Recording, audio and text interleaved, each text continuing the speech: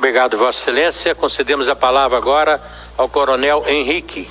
Com a palavra, Vossa Excelência. Boa tarde, senhor presidente, senhoras deputadas, senhores deputados, servidores dessa casa.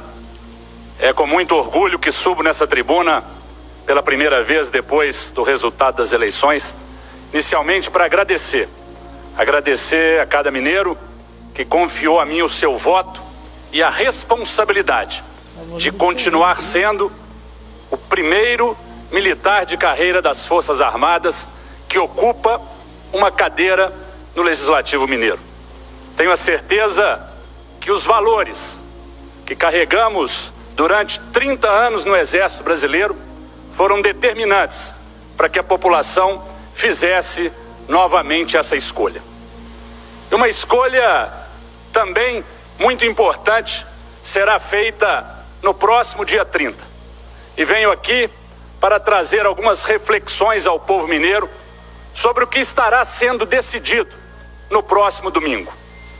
No próximo domingo, decidiremos muito mais do que embate entre um candidato e outro. Faremos uma opção baseada em fatos, baseada em números das experiências que os dois já tiveram no exercício da presidência da República. O mundo hoje, em 2022, é muito diferente do mundo de 2003. O mundo, as mudanças são muito dinâmicas.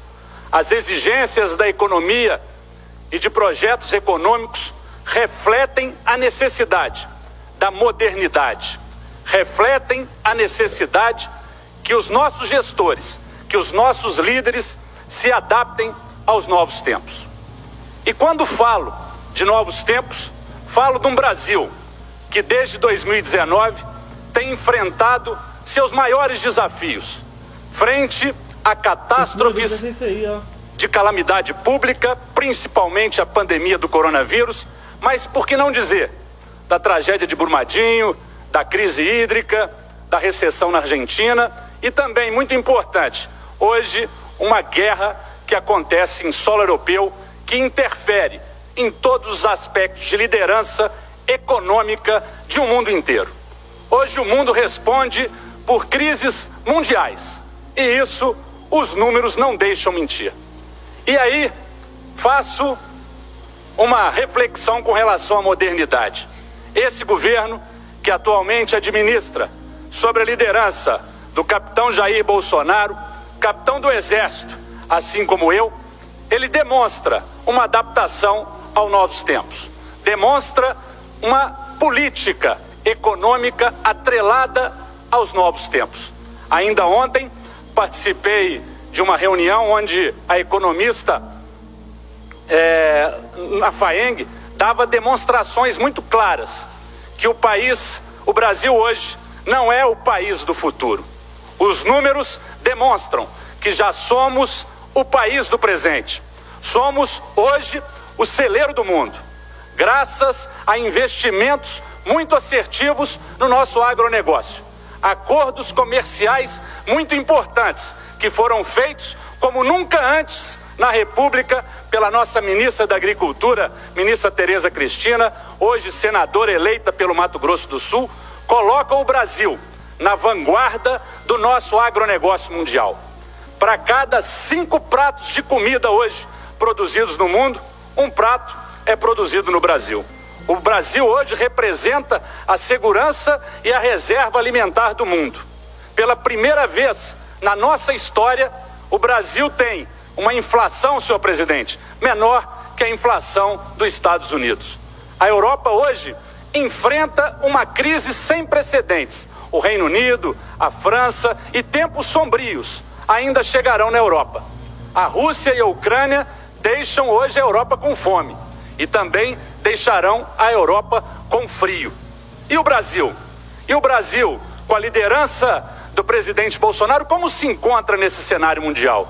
Se encontra num momento único, em que nos últimos 3 meses tivemos uma queda da inflação, uma deflação, enquanto todo mundo sofre com a inflação. Nesse cenário global, o país que mais cresce hoje, que vai ultrapassar os crescimentos da China, inclusive, é o Brasil.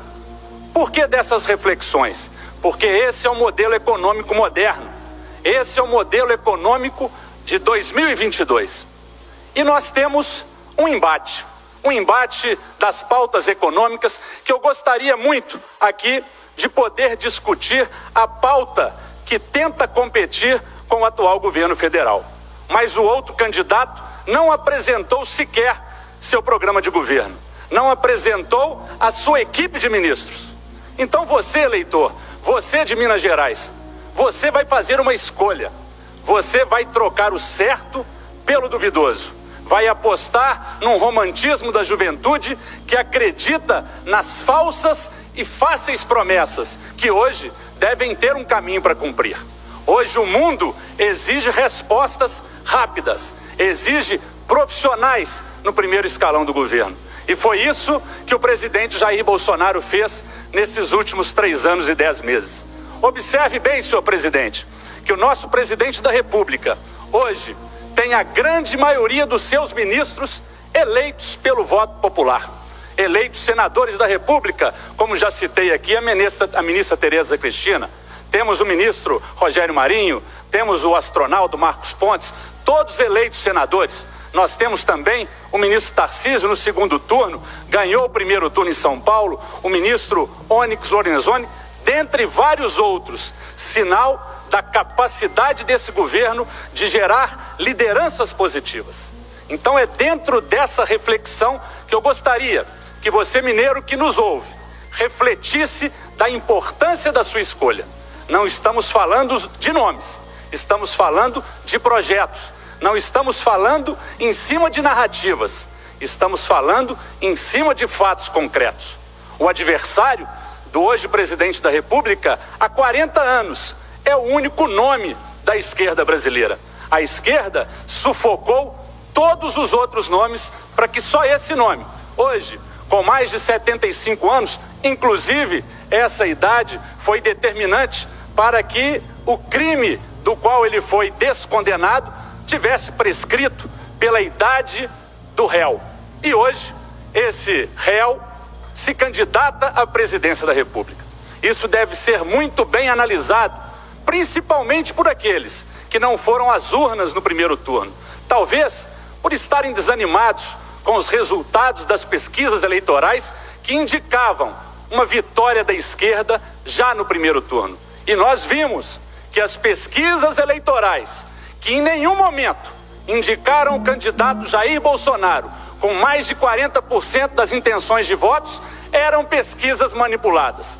Não há como acreditar que no momento, há 4 meses antes da eleição, algumas pesquisas apresentavam um candidato com 26% dos votos, sendo que esse, no momento das urnas, teve quase 45% dos votos válidos. Então, mineiro, faça essa reflexão. Mais uma vez, trago à pauta a discussão de ideias. E agora vamos falar de Minas Gerais.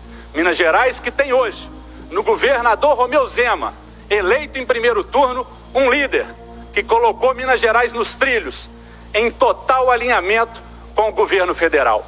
Esse alinhamento que já traz resultados positivos. Certamente é uma oportunidade ímpar que Minas Gerais terá de ser galgada a desenvolvimentos tão próximos daqueles desenvolvimentos que o estado de São Paulo experimenta. Então, o